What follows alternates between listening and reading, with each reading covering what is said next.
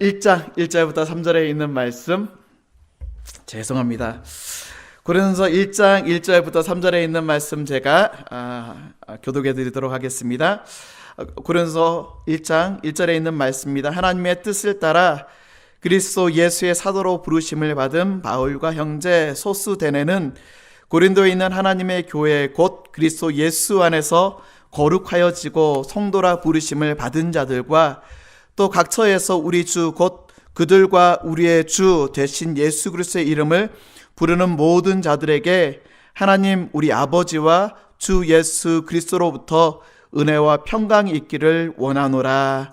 아멘. 하나님의 말씀입니다. 우리 자리에 앉으시면 이렇게 고백하겠습니다. 당신은 성도입니다. 맞으십니까? 우리 고린도에 있는 말씀을 통하여 함께 말씀의 은혜를 나누기를 원합니다.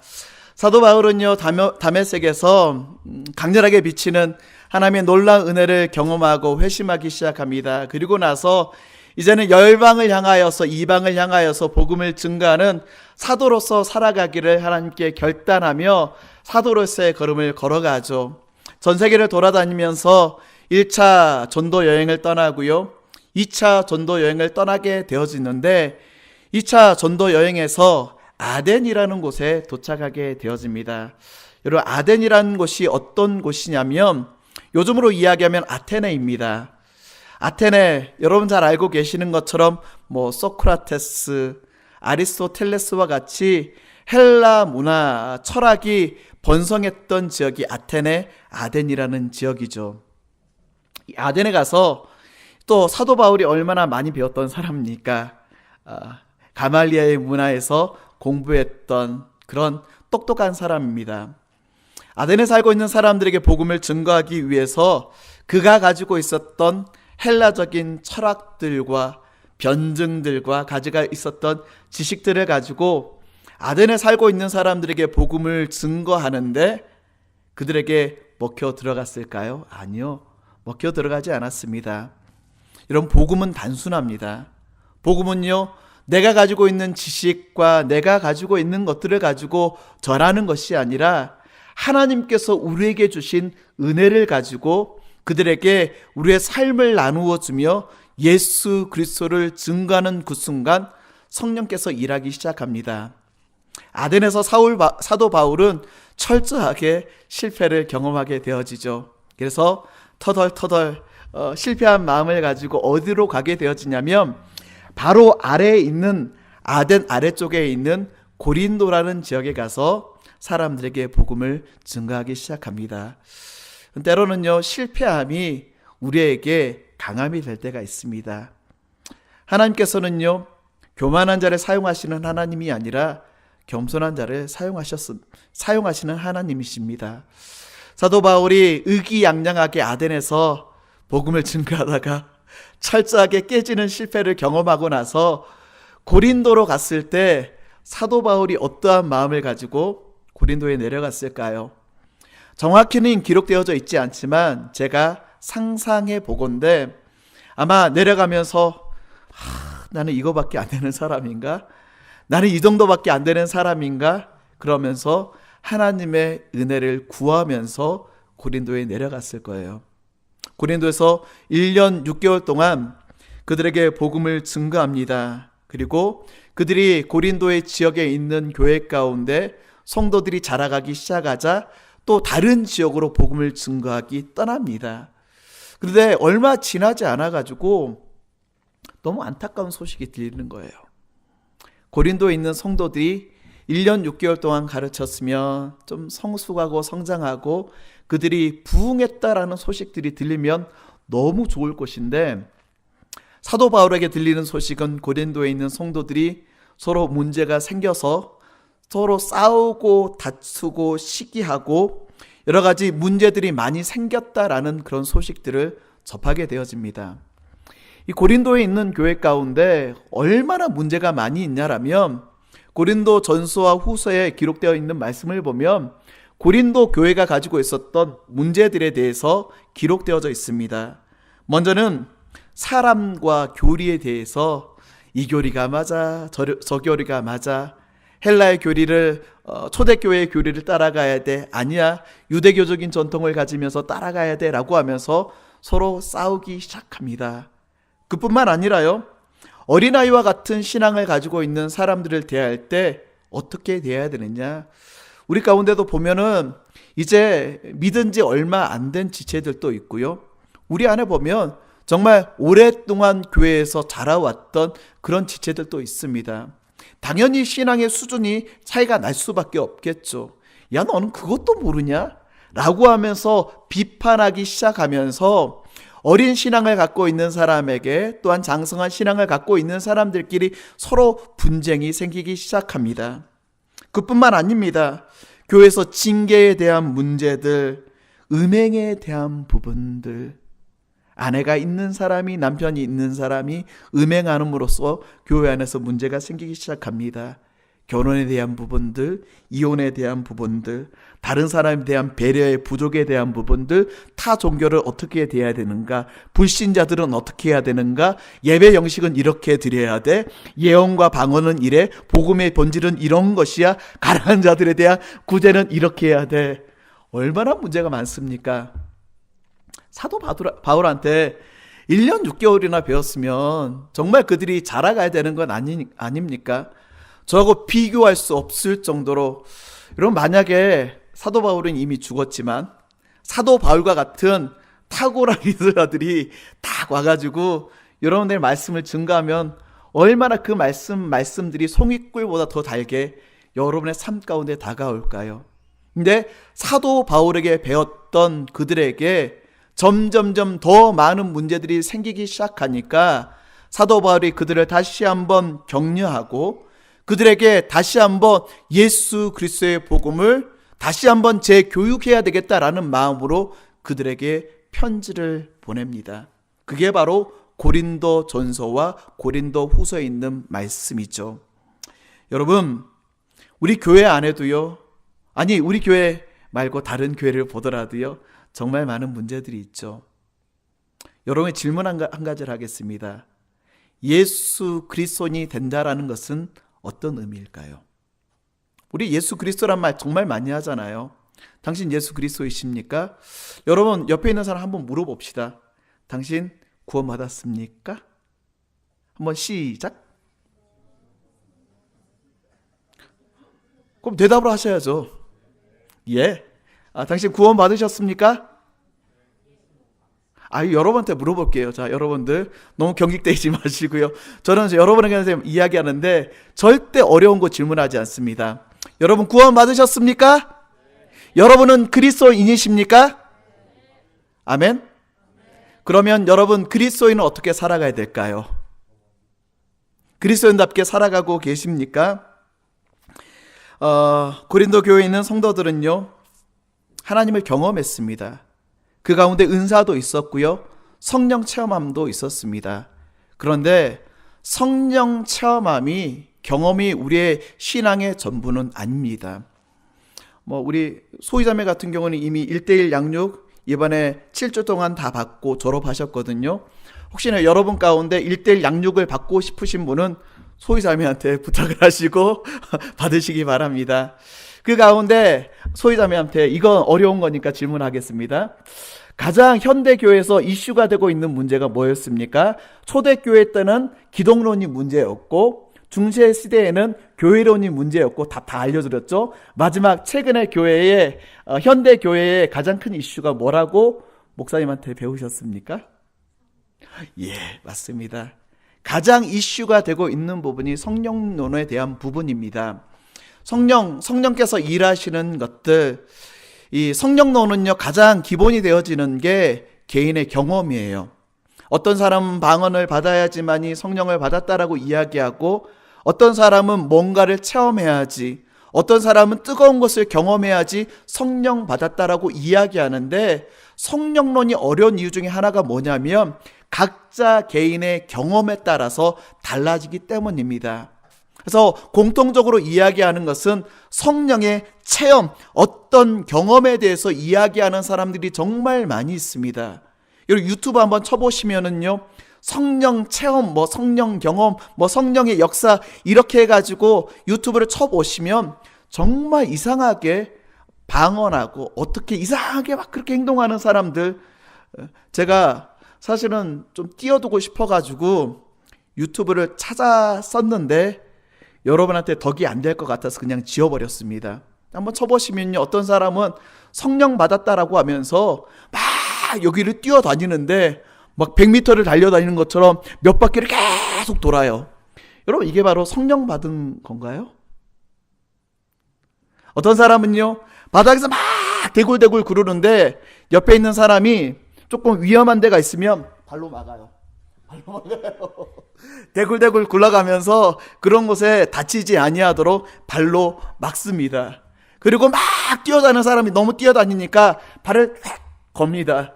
그리고 그 사람이 더 이상 뛰지 못하도록. 여러분, 이게 바로 성령 체험인가요?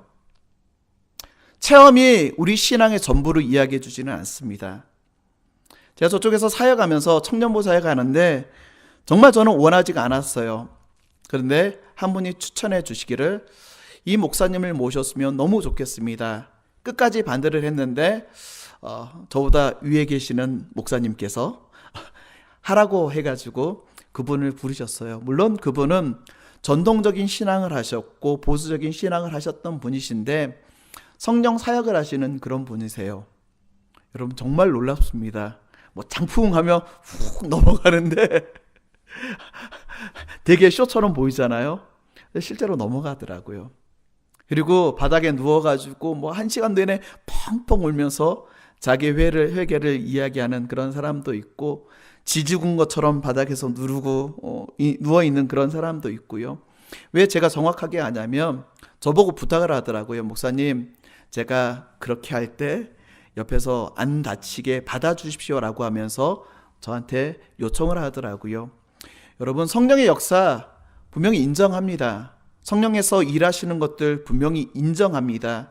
그런데 성령의 체험이 중요한 것이 아니라, 경험하는 것이 중요한 것이 아니라, 방언을 하는 것이 중요한 것이 아니라, 내가 무엇 뜻한 것을 내가 경험했다라는 것이 중요한 것이 아니라, 그렇게 바닥을 구르면서 체험했던 그런 청년들이, 어떤 청년들은 신앙생활을 잘하고 있는 청년들이 있는가 하면 어떤 청년은요, 예수에서 떠나버려서 교회를 더 이상 안 다니고 있는 그런 청년들도 있습니다. 무슨 말 하는지 아시죠? 경험했다라고 해가지고 내 신앙이 전부가 아니라는 것이에요. 고린도 교회 가운데 그런 성령 체험도 있었고 성령의 경험도 있었고 뜨겁게 성령께서 일하시는 것도 그들 가운데 있었는데, 결국 그들 가운데 바울이 떠나버리니까 문제점들이 드러나면서 그 가운데 교회가 혼란스러워지는 모습들, 저는 여러분들께서 성령의 뜨거운 경험들을 하셨으면 좋겠어요. 그런데 그게 전부라고 주장하는 어리석은 사람들이 되지 않았으면 좋겠습니다. 불행하게도 초대교회에 커다란 오류 하나가 있었어요. 고린도 교회에 오류가 있었어요. 그게 무엇이냐면 은사 받으면 다 되는 것이라고. 그런데 고린도 전서를 통하여 사도 바울은 고린도 교회 있는 성도들에게 뭐라고 이야기하고 있냐면, 구원은 오직 믿음으로 받는 것이다. 다시 한번 말씀드립니다. 여러분, 구원은요, 내가 무언가를 경험하고 체험하는 것이 내 구원의 근간이 아니라, 구원은 믿음으로 받는 것을 고백하실 수 있는 여러분 되시길 주의 이름으로 축원드립니다. 아멘. 예, 우리가 구원을 선물로 받은 것은요, 믿음밖에 없습니다. 어떤 믿음? 우리가 매일 묵상하고 있고 매일 묵상하고 계시죠? 묵상하고 있는 이 말씀 가운데 기록되어져 있는 1.1획도 변함이 없이 우리의 삶 가운데 그렇게 이루시는 그 하나님을 믿음으로 고백함으로써 우리가 구원받는 것이지, 뭔가를 체험했다라고 해가지고 구원받은 확증이 아니라는 것이에요. 여러분, 제발 어디에 뭐가 있다, 저기에 뭐가 있다 쫓아다니지 마시고 말씀 읽는데, 말씀 묵상하시는데, 말씀을 통하여 나에게 어떻게 이야기하시는지 묵상하시는 여러분 되셨으면 좋겠어요. 편지라는 것은요, 보낸 목적이 담겨져 있습니다. 어떤 목적이냐? 우리 2절 말씀 볼까요? 2절 말씀 한번 띄워주시도록 하겠습니다. 2절 말씀 고린도에 있는 하나님의 교회 곧 그리스도 예수 안에서 거룩하여지고 성도라 부르심을 받는 자들과 또 각처에서 우리 주 곧 그들과 우리의 주 되신 예수 그리스도의 이름을 부르는 모든 자들에게 3절 띄워주실까요? 하나님 우리 아버지와 주 예수 그리스도로부터 은혜와 평강이 있기를 원하노라.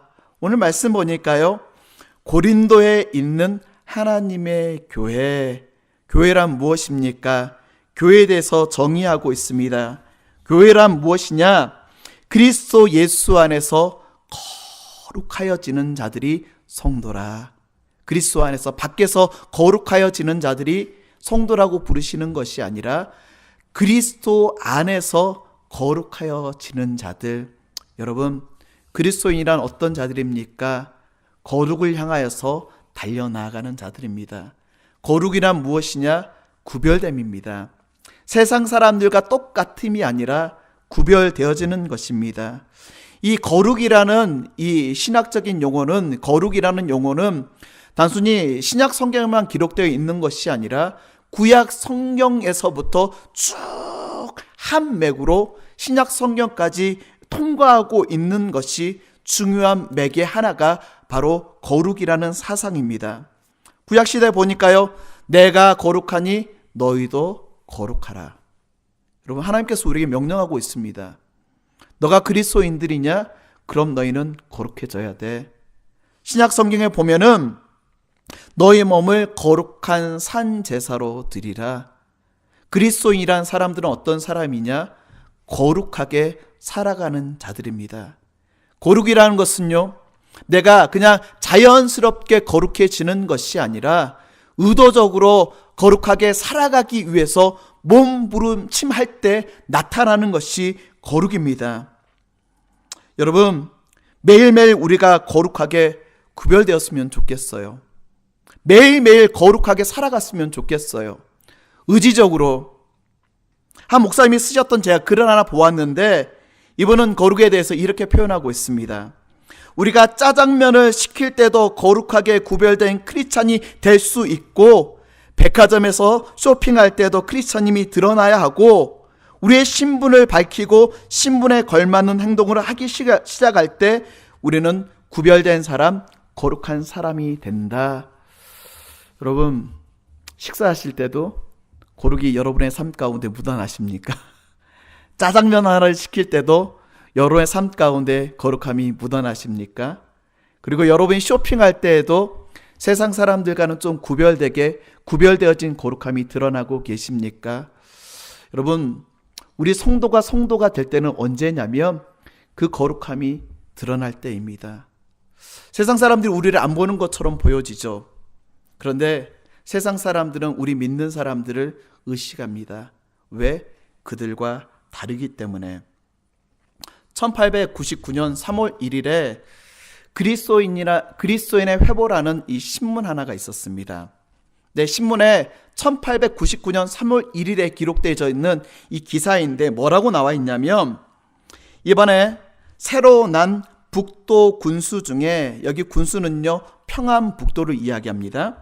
이번에 새로 난 평안북도 군수 중에 어떤 유력한 양반 한 분이 말하되, 예수교 있는 고을에 갈 수 없으니 나를 평안남도 고을로 옮겨 달라다니 어찌하여 예수교 있는 고을에 갈 수 없나뇨? 이 양반이 갈 수 없다는 이유인즉 예수교 믿는 사람들이 사는 고을에는 관장이 맘대로 백성을 제물로 뺏을 수 없었음이더라 라고 신문 기사에 기록되어져 있는 내용입니다. 무슨 말이냐면, 이 사람이 이 돈을, 뇌물을 써가지고 나라에다가 나를 평안북도에 감찰사로 보내주십시오 라고 해가지고 감찰사가 되었습니다. 그런데 가려고 가봤더니 그 동네에 예수 믿는 사람들이 너무 많아가지고 나를 북도로 보내지 말고 나를 남도로 보내달라라는 그런 기사의 내용이에요. 왜? 예수 믿는 사람들이 하도 바른 소리를 많이 해가지고. 여러분, 1899년도에 조선 땅 가운데 인구가 몇 명이나 있었을 거라고 생각하십니까? 역사적으로 보면은 한 1200만의 사람이 있었을 것이라고 이야기합니다. 그 가운데 예수 믿는 사람들은 몇 퍼센트였을까요? 10,000명 정도 생각하고 있어요. 그러면은 1200분의 1이 크리스찬이었습니다. 그들의 눈에 보기에는요, 정말 보잘것 없고 정말 힘이 없는 사람들이 크리스찬이라는 사람들인데, 한 고을의 군수로 가기 전에 예수 믿는 사람들이 있다라는 소식을 듣고 나를 옮겨달라고. 이게 바로 거룩의 힘입니다. 이게 바로 거룩의 능력입니다. 세상 사람들이 안 보는 것처럼 보여주죠. 근데 여러분의 하는 행동들 하나하나를 너무나 주의 깊게 지켜보고 있습니다. 제가 고등학교 3학년 때요, 저도 수능 세대입니다. 학력고사 세대 아니에요. 학력고사 세대 아니고, 우리 안 집사님은 혹시? 그렇죠, 수능이시죠. 저랑 같은 세대이십니다. 그런데 수능을 보고 나서 한 달 정도, 이래 졸업할 때까지, 이게 방학할 때까지 한 달 정도의 시간이 남게 되어지는데, 그때는 선생님들이 고3 수험생들한테 터치를 하지 않아요. 왜? 수능을 이미 다 버렸기 때문에. 그래서 그 시간이 되어지면은요, 뭐 비디오를 틀어준다던가, 어떤 친구들은 만화책을 본다던가, 어떤 친구는 자기가 보고 싶어하는 뭐 그런 것들을 하고 일찍 집에 돌아가는 기간이 바로 그런 기간입니다. 근데 갑자기 저희 반 내에 복학생 형 하나가 있었거든요. 근데 그 형은 정말 무서운 형이었습니다. 늘 전설과 같은 이야기, 토요일날 밤에, 불타는 토요일날 밤에 나가서 시내에서 누구누구와 싸웠다. 깡패였어요. 쉽게 이야기하면 건달이었어요. 네, 혼자서 그 기간 동안에 성경책을 딱 보고 있는데 제 옆자리에 딱 앉는 겁니다. 제 마음이 심장이 막 하면서 튀어나, 저 형이 나한테 뭘 하려고. 무서운 형이고 저하고 평상시에 교류도 없었던 그런 형입니다. 근데 저한테 옆에 딱 앉더니만, 원철아, 예, 형. 두 손이 갑자기 공손해지면서, 예, 형, 시험 잘 봤냐? 그냥 봤습니다. 나 사실 너한테 한 말 하고 싶은 게 있다. 뭔데요, 형님? 그랬더니 저한테 뭐라고 이야기하냐면, 사실은 나도 어릴 때 교회 다녔단다 라고 하면서 자기 신앙에 대해서 이야기를 하더라고요. 정말 무서운 형이거든요. 늘 그 형의 이야기는 시내에 가서 술병 들고 싸웠던 얘기를 했던 그런 형인데, 갑자기 찾아오더니 저한테 이렇게 이야기하는 거예요. 나 다시 교회 나가고 싶다. 무엇 때문에 그렇게 얘기했는지는 잘 모르겠어요. 한참 그 형과 같이 이야기하고 그 형을 위해서 같이 손잡고 기도해 주었습니다. 여러분, 세상 사람들은요, 우리가 거룩하게 생활하고, 우리하고 뭔가 다르구나, 우리와 뭔가 구별되어졌구나 라는 생각들이 들 때 우리에게 두려워하고, 또한 그 마음 가운데 연약함을 드러내놓게 되어 있습니다. 제가 교회 안에서 가장 두려워하는 사람이 어떤 사람이냐면, 목사님 그건 아닌 것 같은데요 라고 하면서 솔직하게 이야기하는 사람들입니다. 모든 일들에 매사에 있어서 목사님 그건 아닌 것 같은데요 이야기하는 사람 말고요. 우리 오늘 야외 친교 나가는데 목사님 오늘 나가는 건 아닌 것 같은데요, 뭐 밖에 비 온대요, 뭐 그러면서 매사에 투덜거리면서 이야기하는 사람 말고요. 결정적인 순간에 목사님 그건 아닌 것 같은데요, 저도 어떤 결정들을 내리게 되어졌을 때 그 결정들이 이게 바로 사람에게 기쁘게 하는 것인지 하나님이 기뻐하시는 것인지 아리까리 해가지고 고민하고 있는 그 순간에 잘못된 결정을 내리게 되어지면, 목사님 그건 아닌 것 같은데요, 목사님이 가르쳤던 그게 아닌 것 같은데요, 목사님이 가르쳤던 내용과 다른 것 같은데요 라고 하면서 이야기하는 그 청년이 마음 가운데 두려움이 돼요. 그리고 늘 그 청년의 눈치를 보게 되어집니다. 왜? 바른 소리를 했기 때문에, 바른 소리를 이야기했기 때문에. 세상 사람들도 마찬가지라고 생각합니다. 세상 사람들도요, 우리들이 어떻게 행동하는지를 다 알고 있어요. 바라보면서 우리가 다른 것에 대해서 유별나게 행동한다라고 이야기하지만 은근히 우리에 대해서 신경을 씁니다. 여러분 혹시나 여러분의 친구들하고 같이 지내면서 어딘가 불량한 곳에 가야 될 때 여러분의 눈치를 보지 아니하고 너무 자연스럽게 너도 갈래? 라고 하면서 이야기한다라면 여러분의 신앙을 한번 점검해 볼 필요가 있습니다. 혹시나 어느 곳에 갈 때에 그 사람을 신경 쓰면서 너도 가도 되겠니? 라고 하면서 한마디를 던진다라면 예수 믿는 나를 의식하는 것 아닌가요? 그래도 그들에게 볼 때에는 내가 그들과 뭔가는 다른 모습이 내 삶 가운데 있구나라고 그들도 느끼는 것 아닌가요? 사랑하는 청년 여러분, 성도는 어떤 사람입니까? 예수 그리스도 안에서 거룩하게 살아가는 사람들, 예수 그리스도 안에서 분별되게 살아가는 사람들, 예수 그리스도 안에서 세상 사람들이 조금 불편하게 생각하지만 결정적인 순간에 나를 위해서 기도해 줄 수 있겠니? 라고 하면서 세상을 살아가는 자, 그 사람이 교회 안에서만 거룩한 자가 아니라 세상 가운데서도 거룩하게 살아가는 그리스도인들이 아닐까요? 저는 우리 청년들이 어딘가를 갈 때 어딘지는 잘 모르겠어요. 너무 자연스럽게 가자? 라고 하는 것이 아니라 너도 같이 갈 수 있겠니? 라고 하면서 최소한 우리를 의식할 수 있는, 또한 그들에게 선한 영향력을 미쳐줄 수 있는 그런 그리스도인들이 되었으면 좋겠습니다. 거룩이라는 것은요, 주님 앞에서는 기특한 것이지만 세상 사람들한테는 불편한 것입니다. 말씀을 정리할까요? 그리스도인이 된다는 것은 어떤 것입니까? 계속 고린도 전서에 있는 말씀을 통하여서 그리스도인이란 어떤 존재인가를 계속 살펴보지만 첫 번째로 그리스도인이란 존재는 세상 가운데 구별되게 거룩하게 살아가는 존재입니다. 또한 그리스도인은요, 고린도 교회 성도들과 같이 옛사람에서 떠나서 옛 습관에서 떠나서 다시 돌아가는 사람들이 아니라 옛 것을 끊고 거룩하게 살아가는 자들이 예수 믿는 자들입니다. 고린도후서 5장 17절에 있는 말씀, 고린도후서 5장 17절, 그런즉 누구든지 그리스도 안에 있으면 새로운 피조물이라, 이전 것은 지나갔으니 보라 새 것이 되었도다. 그리스도 때문에 우리가 새 것이 되었다라면 새 것답게 살아가야 되는 것 아닌가요? 왜 굳이 예전에 있던 것들을 자꾸 내 몸속으로 끌고 들어와서 내 삶 가운데 끌고 들어와서 우리를 더럽게 할 필요가 뭐가 있습니까? 하나님이 이미 예수 그리스도로 말미암아 우리를 정결하고 거룩하고 깨끗하게 해주셨다라면 깨끗하게 살아가면 되는 거예요. 여러분, 우리 가운데 그런 사람들이 있으면 과거에 내 모습이 있어서, 과거 절대 중요하지 않습니다. 사람들한테는 과거가 중요할지 모르지만 예수 믿는 사람들에게는 과거가 중요하지 않습니다. 왜요? 예수 그리스도로 말미암아 깨끗하게 된 존재이기 때문에.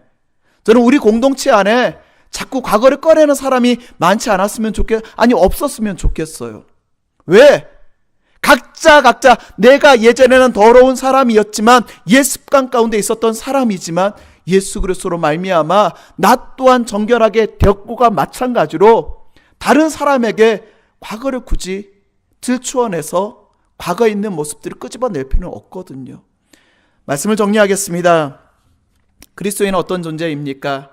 거룩을 향하여 세상 가운데 구별되게 살아가는 자입니다. 두 번째, 세상 가운데 과거로 돌아가는 자가 아니라 새 사람답게 세상을 살아가는 자가 그리스도인입니다. 사랑하는 청년 여러분 그리스도인답게 세상을 당당하게 살아가실 수 있는 여러분 되시길 주의 이름으로 축원드립니다. 아멘. 우리 시간 이 찬양으로 고백할 때 정말 2주 한 주 동안 이 찬양을 너무 많이 고백하면서 제 마음 가운데 뜨거움으로 다가왔습니다. 가사 보니까요, 주 사랑 앞에 엎드려 그 인자심 경배해 두렵고 친밀한 주님, 내 영혼 떨며 기뻐해 사랑합니다. 사랑합니다. 왜 사랑한다라고 고백합니까? 나를 사랑하여 주시고 나의 연약함까지도 나의 죄악까지도 과거를 더 이상 들추어내지 아니하시고 됐어 됐어. 변했으면 된 거 아니야? 라고 하시면서 우리를 품어주신 그 주님의 사랑, 우리 찬양으로 고백하시면서 우리 기도하도록 하겠습니다.